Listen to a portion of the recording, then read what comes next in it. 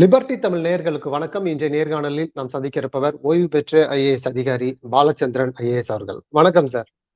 வணக்கம் அஜீஷ். வணக்கம். தொகுதி மறுவரையறை விஷயமா தான் பல்வேறு சர்ச்சைகள் தமிழ்நாட்டுல. அதாவது ஏற்கனவே இருக்கக்கூடிய அந்த இதை 850 தொகுதிகளாக, நாடாளுமன்ற தொகுதிகளாக மாற்றுவதற்கு பாஜக திட்டம் போட்டிருக்கு. இது தென் மாநிலங்களுக்கு, தென்னிந்தியாவுக்கு கடுமையான பாதிப்பை ஏற்படுத்தும் அப்படின்னு சொல்லி முதலமைச்சர் மு.க. ஸ்டாலின் அவர்கள் ஏற்கனவே ஒரு எச்சரிக்கை வீடியோவை விட்டிருந்தாரு. இப்போ இன்றைக்கு காலையில அந்த மசோதாவுடைய நகலை எரிச்சு கருப்பு கொடி ஏந்தி போராட்டம் பண்ணியிருக்கிறாரு. இது ஒரு ஆரம்பம் தான். இதற்கு மேல கடுமையான போராட்டங்கள் இருக்கும். ஒவ்வொருத்தரும் வீதியில இறங்கி போராடும்னு சொல்லி ஒரு எச்சரிக்கை கொடுக்கிறாரு.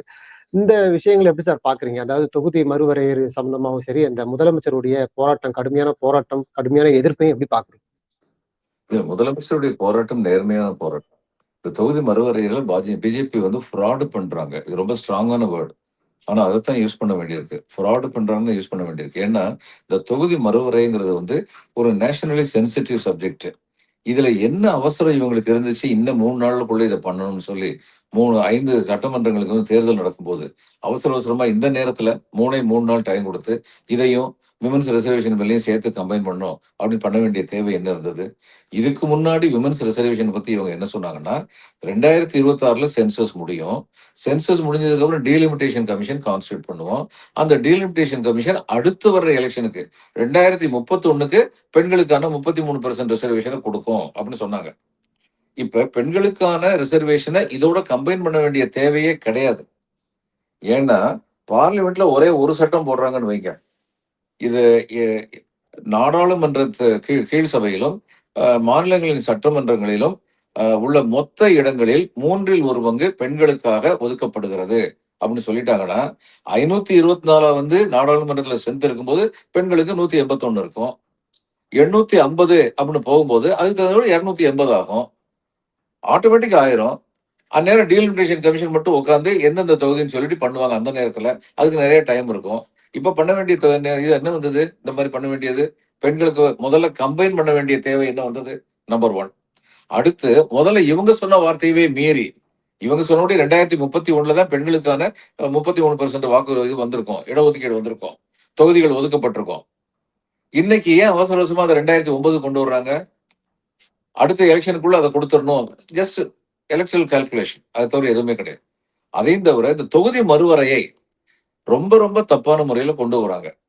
இன்னைக்கு 1971 ஜனத்தொகையினுடைய அடிப்படையில தான் அடுத்த 25 ஆண்டுகளுக்கு தொகுதி ஒதுக்கப்படும் அப்படின்னு சொல்லி டீலிமிட்டேஷன் கமிஷனுக்கு சட்ட திருத்தம் பண்ணி ஆர்டர் கொடுத்தாங்க அன்றைய அரசு, மிசஸ் காந்தியுடைய அரசு. அதுக்கு முன்னாடி எப்படி இருந்தது? 1952 உள்ள வாக்காளர் தொகையை வச்சு 61 சென்சஸை பார்த்துட்டு இவங்க சொன்னாங்க அடுத்து வர்ற எலெக்ஷன்ல தொகுதிகள் இப்படி இத்தனையாக மறுவரையறை செய்யப்படும். அதே மாதிரி தான் 72 எலெக்ஷனுக்கு முன்னாடியும் 71 எலெக்ஷனுக்கு முன்னாடியும் பண்ணினாங்க.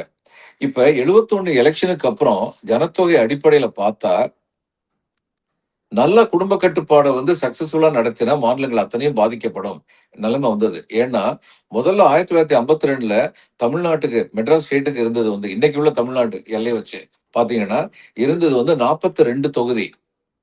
ஆனா 1971ல அது 39 தொகுதியா குறைஞ்சிருச்சு. பாண்டிச்சேரி சேர்த்து இன்னைக்கு நமக்கு 40. அன்னைக்கு தமிழ்நாடு மட்டும் 42 இருந்துச்சு. பாண்டிச்சேரி சேர்த்து 43 இருந்தது. ஆனா இன்னைக்கு என்னாச்சு? 39 ஆன உடனே இவங்க முடிச்சுக்கிட்டாங்க. தமிழ்நாட்டு மக்களுக்கு தமிழ்நாடு அரசு கடிதம் எழுதினாங்க. இது எந்த விதத்துல நியாயமாகும்? நாங்க நல்ல வேலை பண்ணோங்கிறத பாதிக்கப்படணுமா? அப்படின்னு சொன்ன உடனே மிஸ்ஸஸ் காந்தி அதுல உள்ள நியாயத்தை உணர்ந்து 25 வருஷத்துக்கு அடுத்து தொகுதி மறுவரைங்கிறது 1971 பாப்புலேஷன் சென்சஸ் அடிப்படையில தான் இருக்கும். இன் அதர் வேர்ட்ஸ் இந்த 542 தொகுதிங்கிறது மாறாது. இது 542 தான் இருக்கும். ஆனா இதுக்குள்ள நீங்க தொகுதியை எல்லைகளை மாத்திக்கிறது அந்தந்த மாநிலத்துடைய மொத்த எண்ணிக்கை குறையாம எல்லைகளை மாத்திக்கலாம். அப்படி மாத்தினாங்க. விருதுநகர் சாத்தூரோ பார்லிமெண்டரி கான்ஸ்டிடுவன்சி இருந்ததை சிவகாசி பார்லிமெண்டரி கான்ஸ்டிடுவன்சி மாத்தினாங்க. ஒரு உதாரணம் சொல்றேன். இது மாதிரி பல உதாரணங்கள் சொல்லலாம். அப்போ வாஜ்பாய் அதை ஏத்துக்கிட்டு 2021 வரை இன்னொரு 25 வருஷத்துக்கு கூட்டினார். அப்போ 2021க்கு அப்புறம் நிலைமை என்ன? அப்படின்னா இதுக்கு முந்தின சென்சஸ் உடைய அடிப்படையில பாப்புலேஷன் என்ன இருக்கோ அதுபடையில தொகுதி மறுவரை செய்யப்படலாம். ஏன்னா மிஸ்ஸஸ் காந்தியும் வாஜ்பாயும் கொண்டு வந்த சட்டங்கள் 2021 முடிஞ்சிருச்சு. அப்ப இவங்க என்ன பண்ணிருக்கணும் 2021ல எதனால இப்ப நம்ம திரும்ப திரும்ப இப்படி கேட்கிறோம் இந்த தொகுதி மறுவரையறைங்கிறது எங்களுக்கு பாதிக்கப்பட்டுரும்னு ஒரு சின்ன உதாரணம் சொல்றேன். இப்ப இவங்க என்ன சொல்றாங்க, எல்லா மாநிலங்களுக்கும் 50% கூட்டி கொடுக்குறோம் அப்படின்னு சொல்றாங்க. அப்ப எல்லா மாநிலங்களுக்கும் 50% கூட்டி கொடுக்குறோம்னா 1971 பேசிஸ்ல வச்சா யூபிக்கு 80 இருக்கு, நமக்கு பாண்டிச்சேரி சேர்த்து 40 இருக்கு. 50% கூட்டினா யூபிக்கு 120 வரும், நமக்கு 60 வரும் இல்லைங்களா? 1971 பேசிஸ்லயே வச்சா. இப்ப 1971 பேசிஸ்ல நிலைமை எப்படி இருந்தது? யூபிக்கு 80, நமக்கு 40. அவங்கள நம்ம 50% இருந்தோம். இப்போ இவங்க கூட்டும்போது அவங்களுக்கு 120, நமக்கு 60. 140 வருது அவங்களுக்கு. 80 80 பிளஸ் 140. 40 கூட்டுறாங்க. 120 அவங்களுக்கு. நமக்கு 40ல 60 கூட்டுறாங்க. அப்ப 120, 60 அதே 50% தானே அப்படின்னு சொல்லலாம். இது குழப்புற கணக்கு. ஏன்னா அந்த 1971 சென்சஸ் படி தமிழ்நாட்டுக்கு நாடாளுமன்றத்தில் இருந்த மொத்த ரெப்ரசன்டேஷன் அப்படிங்கிறது 7.1 7.2 ஒரு 7+% இருந்தது. யூபிக்கு 11+% இருந்தது. நீங்க யூபிக்கு 120 ஆக்கி நமக்கு 60 ஆக்குனீங்கன்னா நாடாளுமன்றத்துல டோட்டலா இருக்கிறதுல நம்முடைய பெர்சன்டேஜ் குறைஞ்சு போயிடும். இது முதல் ஆபத்து. இப்ப இவங்க 2011 பேசிஸா வச்சிருக்காங்க. இப்ப 71க்கும் 2011க்கும் இடையில என்ன நடந்தது 50 வருஷத்துல? ஒரு நாடு அல்லது ஒரு மாநிலத்துடைய பாப்புலேஷன் கருத்தரிக்கும் வல்லமை பெற்ற பெண்கள் 1000 பேர்ல 22 பேர் மட்டும் ஒரு வருஷத்துல குழந்தை பெத்துக்கிட்டாங்கன்னா அந்த நாடு அல்லது மாநிலத்துடைய பாப்புலேஷன் கூடவும் செய்யாது, குறையவும் செய்யாது. பிறப்பு விகிதமும் இறப்பு விகிதமும் ஏறக்குறைய சரிசமமா இருக்கும். அப்படி இல்லாம பிறப்பு விகிதம் குறைஞ்சதுன்னா அதனுடைய பாப்புலேஷன் குறையும். ஏன்னா இறப்பு விகிதத்தை விட பிறப்பு விகிதம் குறைஞ்சிருச்சு. பிறப்பு விகிதம் இந்த 22 விட கூடுதலா இருந்ததுன்னா அதனுடைய பாப்புலேஷன் கூடும். ஒரு காலத்துல குடும்ப கட்டுப்பாடு முதல்ல வந்தபோது நமக்கு இந்த 22க்கு மேல இருந்தது தமிழ்நாட்டுல. அங்க ரொம்ப இருந்தது. யூபியில 50 இருந்தது. அவங்களும் முயற்சி எடுத்திருக்காங்க பாப்புலேஷன் கண்ட்ரோலுக்கு. ஆனா தமிழ்நாட்டுல இன்னைக்கு என்ன நிலைமை இருக்கு? 1.7%, 1.9%. அதாவது கருத்தரிக்கும் வல்லமை பெற்ற நண்பர்கள் பெண்கள்ல 1000 பேர்ல 17 பேரோ அல்லது 19 பேரோ தான் குழந்தை பெத்துக்கிறாங்க தமிழ்நாட்டுல. யூபியில 30 பேர் பெத்துக்கிறாங்க. இன்னைக்கு இவ்வளவு குடும்ப கட்டுப்பாடுலாம் அவங்க பண்ணதுக்கு அப்புறம். அப்ப யூபியுடைய ஜனத்தொகை கூடிக்கிட்டே போயிருக்கு.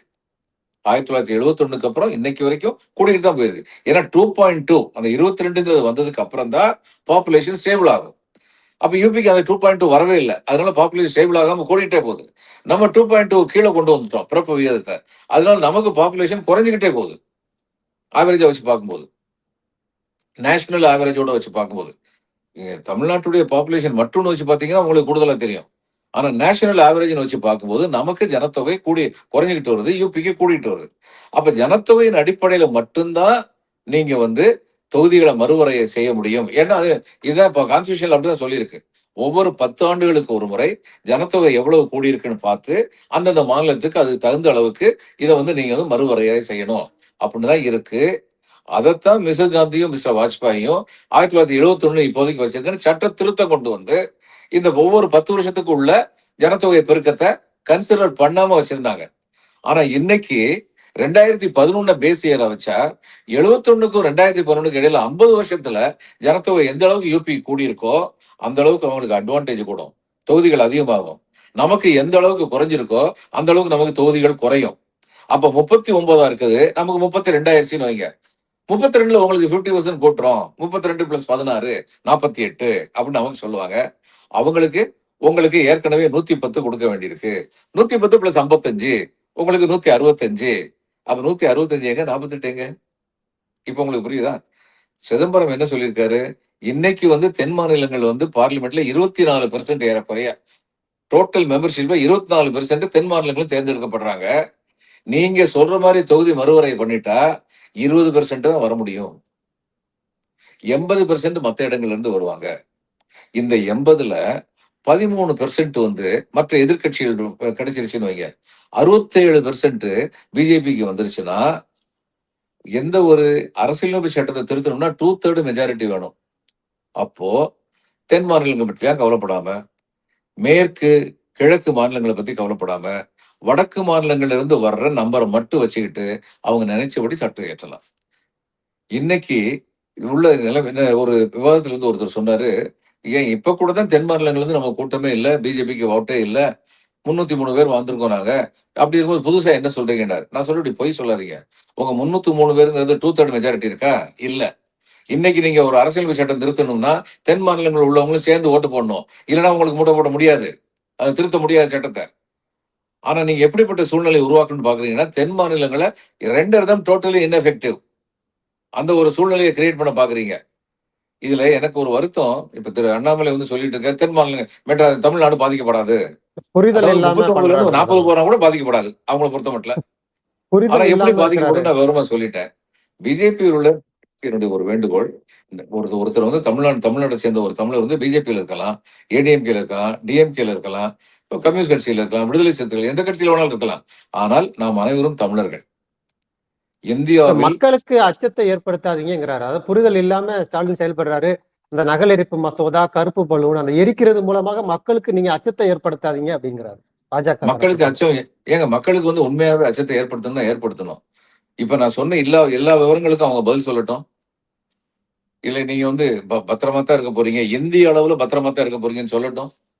ஒரு இடத்துல வந்துங்க 24 பேர் நாங்க இருக்கோம். 76 பேர் இன்னொருத்தவங்க இருக்காங்கன்னா, எங்களுக்கு உள்ள வலிமை 24லேருந்து 20 ஆச்சுன்னா இன்னும் குறையாதா எங்க வலிமை? அப்ப நாங்க வந்து இழக்க மாட்டோமா? அதுதானே ஸ்டாலின் வந்து கேட்கிறாரு. அப்படி இழக்கக்கூடாதுன்னு சொல்லி கேட்கிறாரு. அப்போ இதுக்கு சொல்யூஷன் என்னவா சொல்யூஷன் இருக்க முடியும்? அடுத்த 50 வருஷம் இது கொரியன் கமிட்டி ஃபார்ம் பண்ணியிருந்தாங்க தமிழ்நாடு கவர்ன்மென்ட். அவங்க 100 வருஷமா என்னமோ இந்த இத வந்து கன்சிடர் பண்ணவே கூடாது பாப்புலேஷன அப்படின்னு சொல்லியிருந்தாங்க. ஒண்ணு அந்த மாரி அடுத்த 50 வருஷத்துக்குன்னு சொல்லணும். குறைஞ்சது. 1971 கிரைட்டீரியா தான் அப்படின்னு சொல்லணும். அப்படி இல்லன்னா, நீங்க ஸ்ட்ரிக்ட்டா பாப்புலேஷன் பேசிஸ்ல ஒரு செட் ரூல்ஸ் வச்சுக்கோங்க. முதல்ல வந்து அரசியலமைப்பு சட்டத்த திருத்த முடியும்னு சொல்லி மிஸ்ஸஸ் காந்தியும், மிஸ்டர் வாஜ்பாயும் காமிச்சுட்டாங்கல்ல. பாப்புலேஷன் கிரைட்டீரியா முந்தின சென்சஸ் பாப்புலேஷன் இல்லாம 50 வருஷத்துக்கு முந்தின சென்சஸ் பாப்புலேஷன் தான் வச்சுக்கிடுவோம். அப்படின்னு சொல்லிட்டாங்கல்ல. அப்போ அரசியலமைப்பு சட்டத்த திருத்த முடியும். எதுக்காக வேண்டி திருத்தணும்?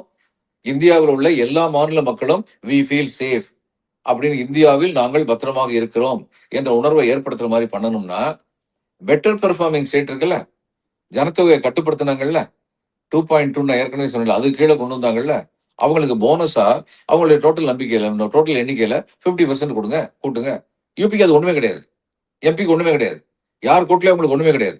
அப்ப இன்னைக்கு 80 இருக்கிற இது வந்து யுபி வந்து நாளைக்கு வந்து 130 ஆகலாம். இந்த 2011 சென்சஸ் வச்சு பார்க்கும்போது 80லேருந்து 130 போச்சுன்னா 40 இருக்க நம்ம 60 போயிருவோம்.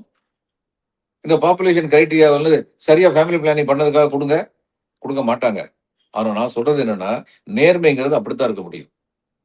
இன்னொன்னு இந்த 850 பேர் கொண்டு வர்றாங்கல்ல, இன்னைக்கு பார்லிமெண்ட்ல கொண்டு வரணும்னு சொல்றாங்கல்ல, ப்ரொபோஸ் பண்ணிட்டு இருக்காங்கல்ல. பாப்புலேஷன் எக்ஸ்பர்ட்ஸ் உலகத்தில் உள்ள பாப்புலேஷன் எக்ஸ்பர்ட்ஸ் என்ன சொல்றாங்க? உலகத்துடைய பாப்புலேஷன் இன்னைக்கு வந்து 9 பில்லியன் 900 கோடி. இது அடுத்த 30 வருஷமோ, 50 வருஷமோ சரியா நினைவு இல்ல. ரொம்ப நாளைக்கு முன்னாடி படிச்சேன். அந்த இதுல வந்து இந்த பாப்புலேஷன் உலகத்துடைய ஜனத்தொகை 6 பில்லியனா 600 கோடி ஆயிரும். இந்தியாவும், சைனாவும் சேர்ந்து தான். பாப்புலேஷன் பீக்குக்கு போயிட்டோம். அடுத்து குறைய ஆரம்பிச்சுருவோம். அப்போ 50 வருஷம் நீங்க வெயிட் பண்ணீங்கல்ல, 524 பேர்ன்னு வச்சிருந்தீங்கல்ல, இன்னொரு 50 வருஷம் வெயிட் பண்றதுல என்ன கெடுதி வந்துருச்சு? எதுக்கு இப்ப 524 850 கூட்டுறீங்க? இது 1. 524 பேர் இருக்கும்போதே தேர்ந்தெடுக்கப்பட்ட ஒரு நாடாளுமன்ற உறுப்பினர் தன்னுடைய தொகுதி பத்தி பேசுறதுக்கு ஒரு வருஷத்துல 6 செஷன் கூட்டம் கூட்டுனாங்கன்னா 6 செஷன் கூட்டுறதே இல்ல. 6 செஷன் கூட்டம் கூட்டுனாங்கன்னா, அவருக்கு 42 நிமிஷம் கிடைச்சதுன்னா பெரிய விஷயம். இல்ல அதுக்காக இன்னைக்கு உள்ள தானே இது போன்ற சட்டங்கள் கொண்டு வந்து அதிகப்படுத்தும் பொழுது எல்லா மக்களும் தனித்தனியாக பயனடைவாங்க. அவங்களுக்குன்னு பேச ஆள் இருக்கும். அதனாலதான் இந்த எண்ணிக்கையை உயர்த்துறாங்கன்னு பார்க்கலாம் இல்லையா? அப்படின்னு சொல்றாங்களேங்க. பேசுறதுக்கு டைமும் குடுக்கணும்ல. குடுக்க மாட்டாங்கல்ல, குடுக்க முடியாதுல்ல. இன்னைக்கு உள்ள மாரி நீங்க வந்து வின்டர் செஷன், மான்சூன் செஷன், அடுத்து வந்து பட்ஜெட் செஷன் 3 செஷன் தான வச்சிருக்கீங்க. அந்த 3 செஷன்ல முதல்ல வந்து 30 நாளு, 45 நாளா நடந்துகிட்டு இருந்தீங்க நடக்குதா? 20 நாள் நடத்திட்டு முடிச்சிடுறீங்க. எங்க பார்லிமென்ட் நடக்குது? பல சட்டமன்றங்களும் இதே கதி தான் இன்னைக்கு.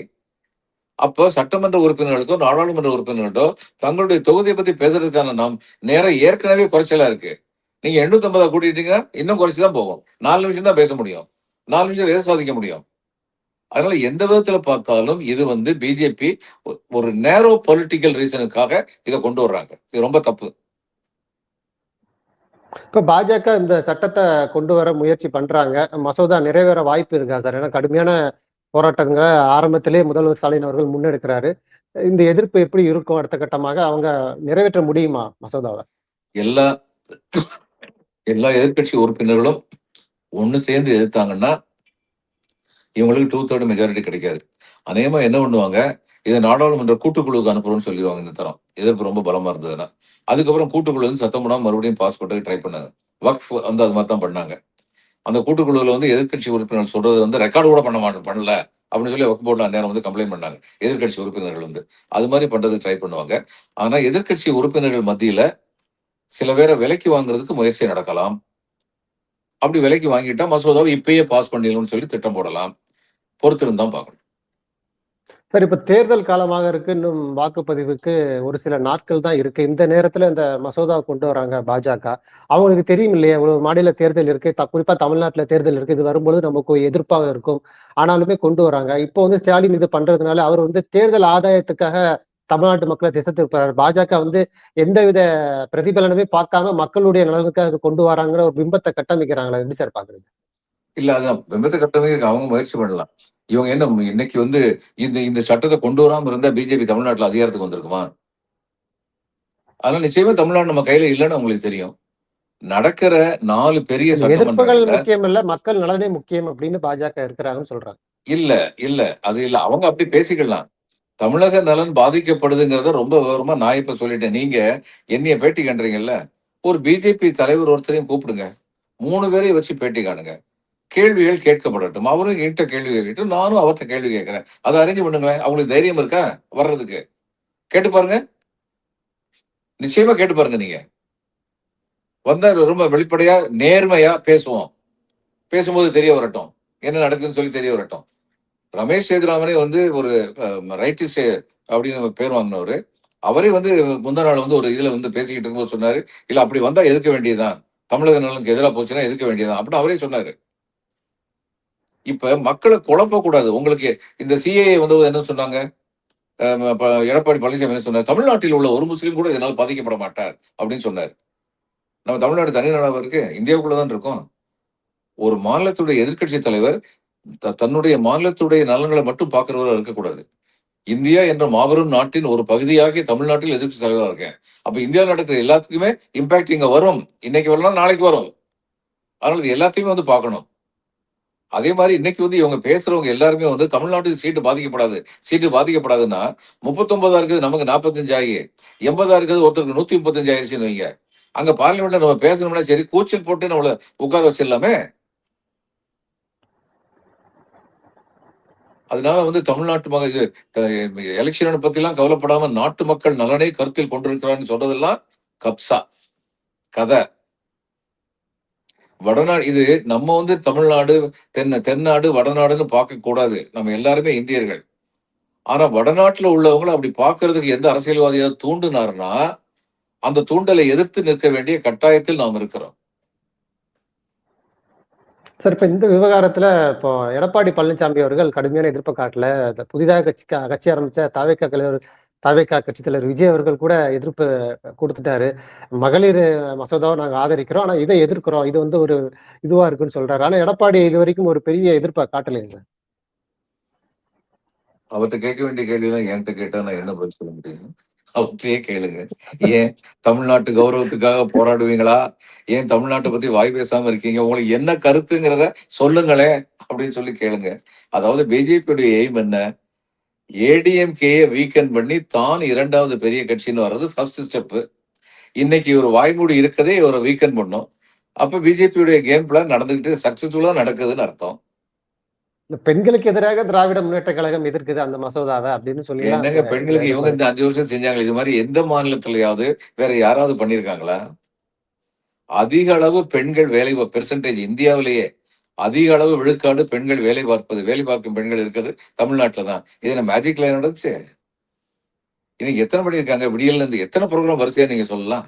மகளிர் உரிமை தொகை, பயணத்திட்டம், அடுத்து வந்து இது தமிழ் பெண், இதுல கல்லூரியில படிக்கிறதுக்கு வந்து பெண்களும் ஆண்களும் சரி ஸ்டூடெண்ட் கவர்மெண்ட் ஸ்கூல்ல படிச்சவங்க கல்லூரியில படிக்கிறவங்க ரூபாய் உதவித்தொகை. எத்தனை சொல்லலாம்? வரிசையா சொல்லிட்டே போலாம். பெண்களுக்கு இவங்க செஞ்சிருக்கத. இல்ல இப்ப இடஒதுக்கீடு வரப்பொழுது, இதை எதிர்க்கும் மூலமாக அதுவும் ஒரு பாதிக்கப்பட வாய்ப்பு இருக்குன்னு சொல்றாங்க. அப்படி வந்து ஒரு சீனை வந்து கிரியேட் பண்ணணும்னு பிஜேபி இந்த பெண்கள் இடஒதுக்கீடை இப்ப கம்பைன் பண்ணியிருக்காங்க. இப்படி பேச வைக்கலான்னு. ஆனா இந்த ட்ரிக் பலிக்காது. ஏன்னா கார்கே ரொம்ப தெளிவா சொல்லியிருக்காரு.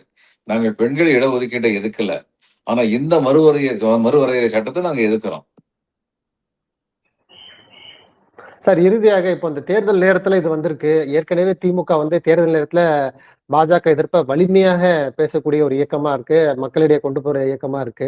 இப்போ இது தேர்தல் நேரத்துல இது போன்ற விஷயங்கள் வந்து திமுகவுக்கு மேலும் பலமா இருக்குமா சார்? இருக்கும். அப்படிதான் நானும் நினைக்கிறேன். நன்றி சார். நிறைய நல்ல பயனுள்ள தகவல்களை நேயர்களுக்கு சொல்லியிருக்கீங்க. உங்களுடைய நேரத்துக்கு மிக்க நன்றி. வணக்கம் அஜீஷ். வணக்கம்.